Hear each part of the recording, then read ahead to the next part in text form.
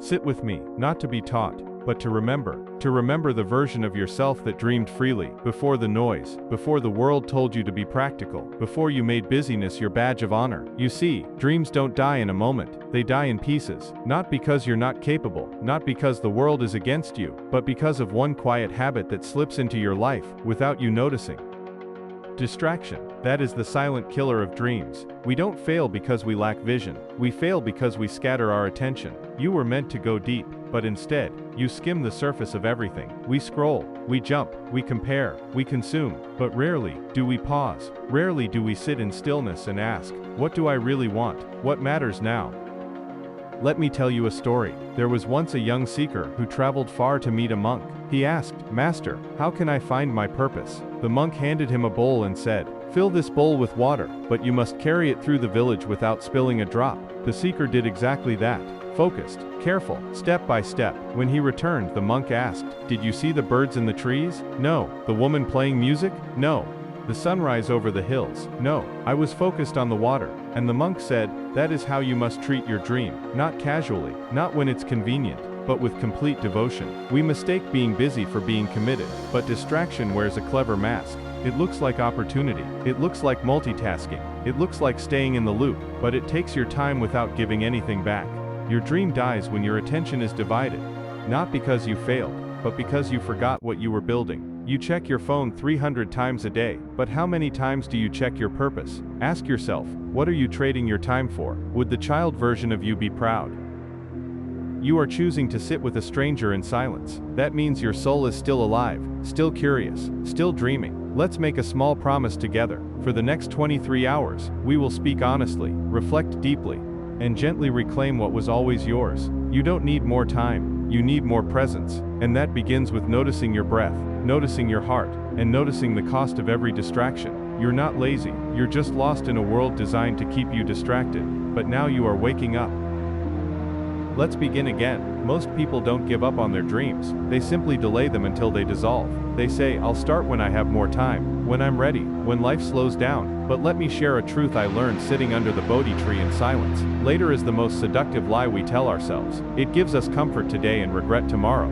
You don't run out of time, you run out of chances to be present.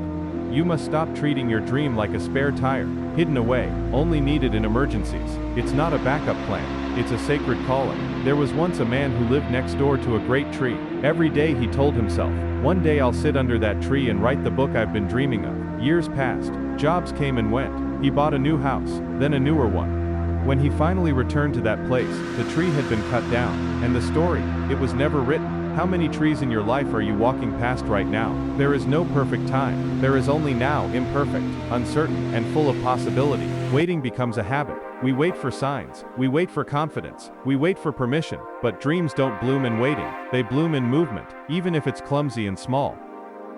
I often tell seekers this: don't wait to be fearless to begin. Begin, and courage will find you. Most of the fear we feel is rooted in inaction. The longer you delay, the heavier the dream becomes, not because it's too big, but because it's carrying the weight of all your tomorrows. Take a deep breath, feel the air touch your lungs, notice your feet, notice your heart, then ask yourself, what have I been putting off? Is it a book you never started? A conversation you never had? A version of yourself you keep postponing? Close your eyes for just a moment, see it clearly, name it. Now open your eyes. That dream is still alive, but it will not wait forever. Even a flower needs your presence to bloom. So start now. Write one line, take one step, make one decision. Not because it's the perfect time, but because it's time to stop pretending there will be a better one. Do you know the loudest sound in modern life? It's not traffic, it's not sirens, it's not even conversation. It is mental noise. The endless hum of thoughts, fears, regrets, projections, the constant questioning. Am I enough? Am I behind? What will they think? You see, your dreams are not dying because you are weak. They are drowning in the noise of things that don't matter. Silence used to be your home. Now silence makes you uncomfortable. But listen to me carefully. You cannot hear the whisper of your dream if the volume of the world is always on max. We've become addicted to stimulation, to content, to updates, to notifications. Your mind has forgotten how to sit still, how to be empty. And when the mind forgets stillness, the soul forgets clarity. There's a reason monks spend hours each day in silence. It's not laziness, it's not avoidance, it's maintenance of the inner world. Your mind is a garden. Every click, every swipe, every scroll, it plants something, and not everything you plant deserves to grow. Let me teach you something we practice in the monastery. Every morning, before we eat, we clean the table. Even if it looks clean, we wipe it. Why? Because unseen dust gathers overnight. Your mind is the same. Even if it feels fine, it collects debris. So each morning, ask yourself, what did I carry from yesterday that no longer serves me? Resentment, regret, comparison. Wipe it clean. Begin again. Not because yesterday was wrong, but because today deserves your full attention. People think growth is about adding things. More goals, more routines, more books, more followers. But true growth often comes through subtraction. Remove the distractions. Remove the noise. Remove the pressure to prove yourself to others. Then what remains? You. Raw, honest, focused. Your dream was never far away. You were just surrounded by too much to see it. So tonight, when you lie down, ask yourself, what noise have I mistaken for necessity? And tomorrow, begin removing it, one layer at a time. So many dreams die quietly, not from lack of passion, but from attachment to how it must happen. We don't chase purpose anymore. We chase results, metrics, validation. And when things don't go according to our plan, we crumble, we quit, we mourn the version of the dream that never came to life. But listen, my friend, your dream is not a transaction. It's not a deal with the universe where you only continue if the outcome is guaranteed. It is a practice, a devotion, a journey without applause. In the monastery, we have a saying, if a seed is planted in rock and doesn't bloom, do not blame the seed. Move the rock. Some of you are placing your dreams in places they cannot breathe, trying to force them into timelines, boxes and expectations that do not match their nature. You want it fast, you want it neat, you want it to look like someone else's dream. But real purpose is wild and mysterious. It grows in its own season. So stop measuring success by how others see you, and start asking, did I water my dream today? Even a drop counts. There is a difference between giving up and letting go. Giving up is defeat, letting go is wisdom. You may need to let go of how fast it should happen, who should support you, what it should look like. Only then will your hands be open enough to receive what is actually meant for you. As I sat under the stars years ago, broken and lost, a question arose in me like a soft flame. What if the dream was never about arrival, but about awakening? That question became my teacher. Imagine holding a bird, too tight, and it dies, too loose and it flies away. This is how you must hold your dream, with reverence, not control. You don't need to obsess over every step. You need only to walk forward, mindfully, daily, faithfully. Sometimes you'll walk in circles, sometimes you'll lose your way, but if your steps are rooted in truth, you are never truly lost. There's a voice in your head that says, I can't rest until I've proven myself. That voice is not your soul, that's your ego, disguising fear as ambition. The ego tells you to run faster, do more, build higher. It whispers, if you're not admired, you're invisible. If you're not ahead, you're behind. If you stop now, they'll forget you. And so we chase. We chase titles, numbers, recognition. But here's the truth. What if the followers disappear? What if the awards never come? What if nobody claps? Would you still write? Would you still teach? Would you still build? This is the test the universe gives every dreamer. Before the spotlight there is a cave. Before the harvest there is the quiet field. And in that stillness, the question comes, do you want to be seen, or do you want to see clearly?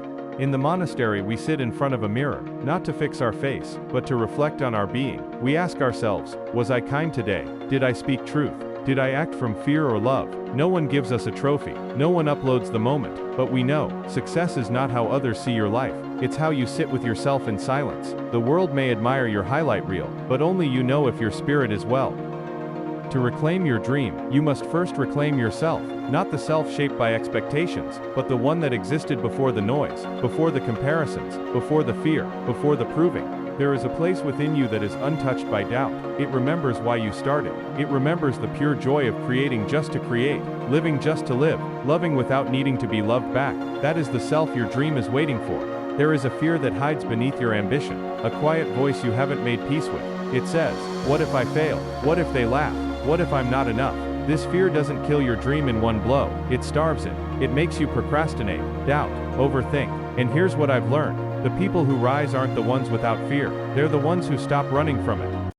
Have you noticed how resistance grows stronger the closer you get to something meaningful? The moment you try to write, doubt appears. The second you plan the next step, distraction shows up. Why? Because your soul is waking up, and the ego feels threatened. That resistance is not a sign to stop, it's a signal to go deeper. When monks feel resistance during meditation, we don't push it away, we bow to it, we sit with it, we ask, what are you trying to teach me? A young monk entered a dark hut for solitary reflection. Inside he found a shadowy figure. He tried to drive it out, yelled at it, fought it, but the figure grew larger, more terrifying. Finally he sat down and whispered, "Friend, I see you." The shadow dissolved, and in its place, peace. Your fear is like that shadow. It grows the more you resist it, but when you face it with compassion, it begins to shrink. Clarity comes through movement. Courage is built in motion. You don't need to see the whole path. Just take the next kind step. Write one honest sentence. Make one silent prayer. Speak one brave truth. Give 1 hour to your dream, and then another, and another. Because big changes are just a collection of small sacred steps, repeated with love. We live in a world addicted to speed, to likes, to results, to outcomes. Everyone wants overnight success, instant growth, a shortcut to their dream. But nature never hurries, and yet, everything gets done. The tree takes years before bearing fruit. The bamboo grows roots for 5 years before it even breaks the ground. So I ask you, why are you rushing your life? They told you that if you're not achieving fast, you're failing. That if you're not constantly improving, you're wasting time. But look around. Some people rise early, some bloom later, some heal in weeks, others take decades. You are not behind, you are becoming. Growth is not a race, it's a rhythm, and it's sacred. So instead of asking, why is it taking so long, ask, what is this season teaching me? We learn to eat slowly, walk slowly, breathe slowly, not to delay life but to deepen our awareness of it. Slowness is not laziness, it is presence, it is intentionality, it is choosing depth over speed. Most people lose their dreams not because they weren't good enough, but because they burned out trying to become someone they were not meant to be. When you rush, you overlook the very signs meant to guide you, but when you slow down, you hear the whispers again. You've been walking with me for some minutes, not just through time, but through your own inner terrain. You've sat with truth, you've wrestled with fear, you've listened to the quiet voice within you, the one that's always been there, waiting. Now we arrive at the summit, and I ask you, with no judgment, only presence, what will you do, now that you've remembered who you are?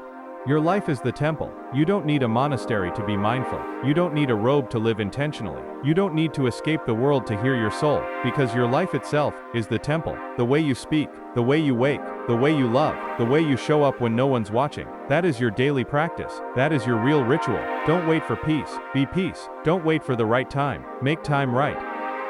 The habit that kills dreams. We began with this idea. Your dream is dying because of this one habit, and that habit is forgetting. Forgetting your worth, forgetting your power, forgetting that you are already enough. Every time you compare, you forget. Every time you numb, you forget. Every time you postpone, you forget. So what if your dream isn't gone, only waiting for you to remember? Let this final hour be your silence. Let your breath deepen. Let your mind quiet. Let your heart settle. You don't need more advice. You need space. You don't need more motivation. You need remembrance. You don't need more pressure. You need peace. If this journey has stirred something inside you, a voice, a longing, a truth, then don't silence it again with the world's noise. Carry it with you, not as a burden, but as a blessing. This was not the end, it was the beginning of a quieter, clearer, more connected life. Now, go live it, not for approval, not for applause, but for truth. You don't need to be perfect, you just need to be present. And when you forget, return. When you fall, rise slowly. When you lose your way, breathe. Your dream is not dying, it's awakening, and so are you. Thank you for walking with me, for sitting with your truth, for making space for your soul. Whenever the noise returns, whenever the world feels too loud, this video, this voice, this stillness will be here, waiting.